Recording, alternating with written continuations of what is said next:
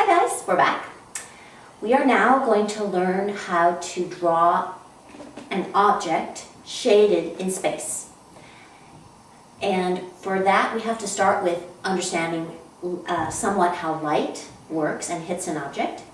And then we will go ahead and work with value. We'll work with the grayscale, the gradient, and draw a simple object. We're going to do an apple. And unfortunately, I don't have an apple. My kids ate the last one. I have a quince. But this will do for explaining things. When we draw an object, for it to feel like it's in 3 dimensions on a 2-dimensional surface, we need to understand where the light is coming from. We're going to have our light coming in at an angle and hitting our object so that here is the hottest spot. That's called the highlight. And then we're going to have the darker part be on this side of the object. I'm going to draw you a schematic first. And you can go ahead and draw it yourself. Let's see. This is the way the shape is going to be. We're going to draw, just go ahead and draw a shape of an apple. Doesn't have to be symmetrical, just can be sort of squatty. And you can draw a little stem. And the important thing is to understand the light is coming in at an angle from above, and this part right here is called a highlight. Okay? Highlight. On the opposite side, right here, we have something called the core shadow, and that is the darkest part.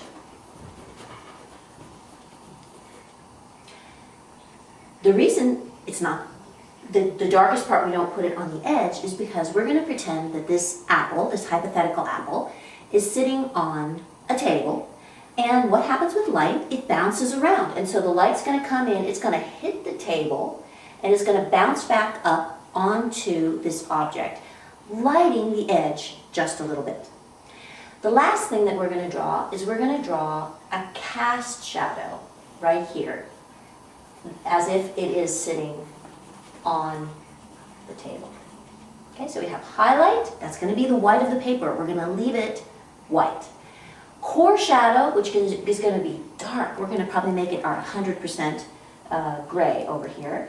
And then the apple itself will have some tones ranging from probably 10 to 20 to 30, 40%, 50%. And the cast shadow will be probably around the 70%. Okay, let's try it. First of all, you're going to draw your apple, but this time you're going to draw the outline very lightly, very softly. Doesn't have to be perfect, just lightly drawn in, okay? You don't have to draw these other parts. That's not necessary yet, okay? And we can draw the cast shadow a little bit, okay? I'm going to start with my core shadow. It's always easy to get that dark in there. I'm going to just fill it in pretty dark.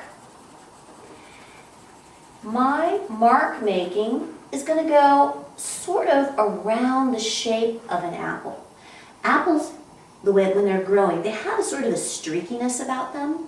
They don't grow in a spiral. They grow from the stem down to the flower part in streaks. So it helps almost if we run our mark making along that.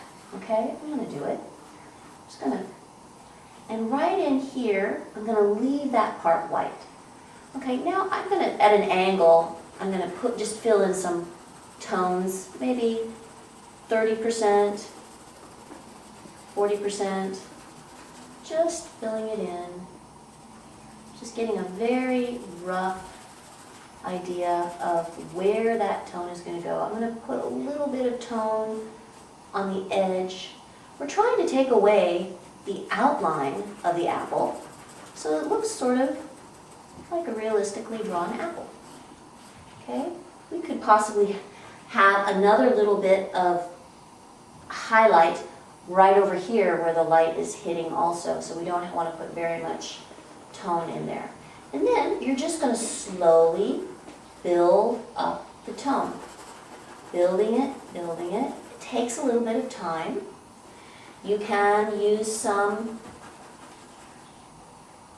also down here, maybe a little bit darker. Okay, I'm going to put my cast shadow in now. I'm just going to fill that in. I'm going to put a little bit of a table, the edge of the table here. Maybe on the edge of the table like that. Put my stem in. Okay. It's going to have it might have a little bit of a cast shadow right there where the stem is. Okay, and then I'm just going to slowly build it up. The other thing that you can think about is apples are not perfectly smooth. They have little blemishes in them. They have little freckles, little spots, and that kind of texture helps a drawing. It makes it more interesting. Now you can also almost draw with your eraser. You can go back in with your eraser if it gets too dark. If you did a little bit too much tone, laying down tone, you can pull some of that off. That's not a problem. Okay, there you have it. An apple that's modeled in space. It's not perfect. I don't worry about perfection, and your apple probably looks quite a bit different than this one. That's okay. Every apple looks different. Is this a red apple, a green apple, a yellow apple? You can do this a lot of different ways, and you can keep on adding little nice marks, little texture, a little scarring, and it will look more and more like a 3D model of an apple, a drawing of an apple.